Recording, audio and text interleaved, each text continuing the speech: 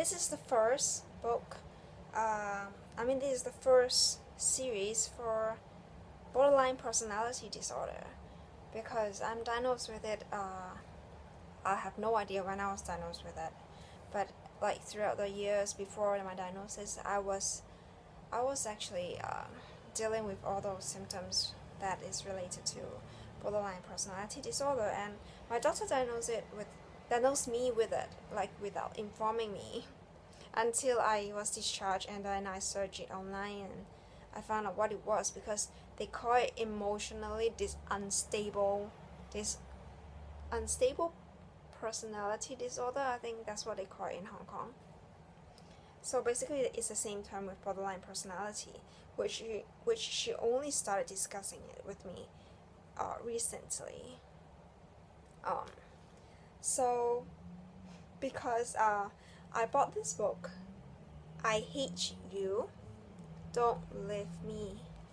This describes borderline personality so well, because basically what borderline personality is about is relationship problems.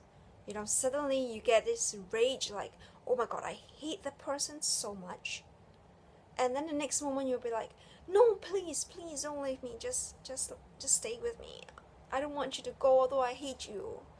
It's really conflicting, because this is what I go through, like every single day, and and I'm really sensitive to emotions. Like when somebody do something to me, I will think that they stop caring about me, they don't care about me anymore, and I'm so scared that they're gonna be gone.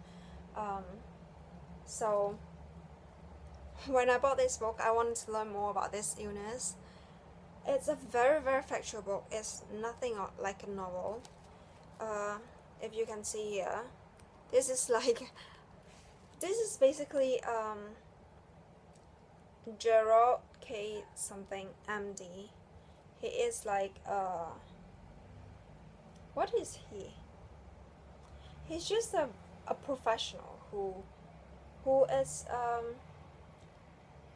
who wants to tell people what borderline personality is. And okay, maybe I should give you a brief introduction of what BPD is.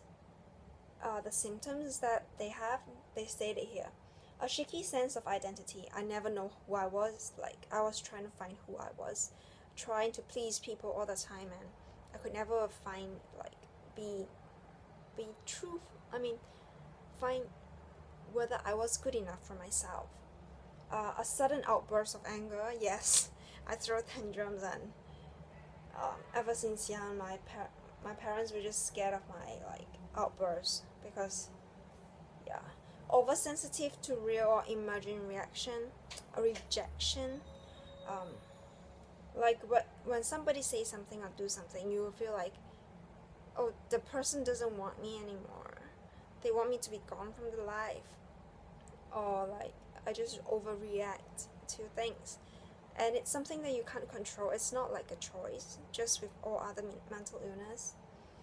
Brief turbulence, love affairs. It has not applied to me yet. Probably it has in some way. I do have some love affairs, but then it goes on and off, and I just kind of feel detached. It's in a mess. I don't want to go into that. Intense feeling of emptiness. Like you're empty and then it hurts. You don't know what you're feeling actually. Besides, sometimes it's a mixture of feelings like sadness, emptiness, anger, all those different things, on top of being empty and not knowing who you are. Eating disorder, drug abuse, and others, self-destructive tendency. Usually if you have eating disorder, they will most likely diagnose you with borderline personality disorder too. Drug abuse. I don't abuse illegal drugs, but I do tend to do things that is self-destructive, like I self-harm, and I overdose when I feel like it suddenly, without thinking about the consequences. And then the irrational fear of abandonment and inability to be alone. The inability to be alone doesn't apply physically to be alone, but it applies psychologically. Like you're just so scared to be alone and just scared to be abandoned by people because of the changes in relationship. People just comes and go, the transiency in the relationship.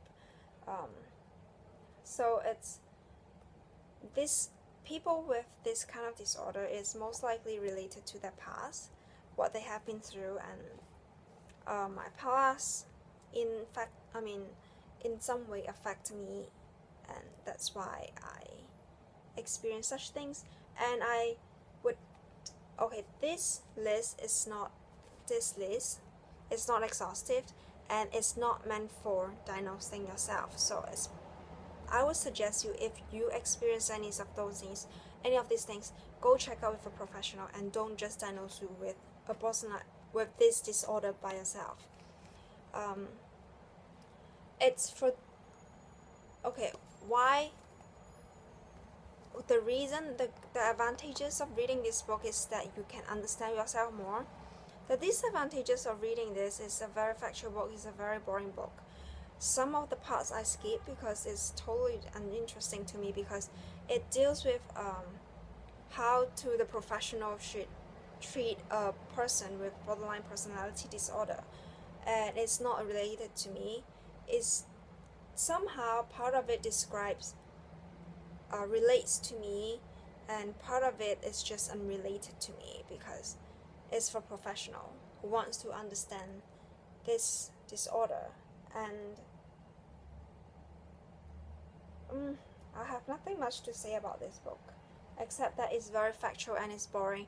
And if you like factual books, then probably you can try to get it. If you want to understand BPD more, then yes. But if you're into plots and stories, and this is not the book. Probably in the other book, for the hospitalization, The Girl Interrupted would be a better one for understanding borderline personality disorder, because the main character has it. So that's all for borderline personality disorder. Until I find new books, I'll make another video on it. See you.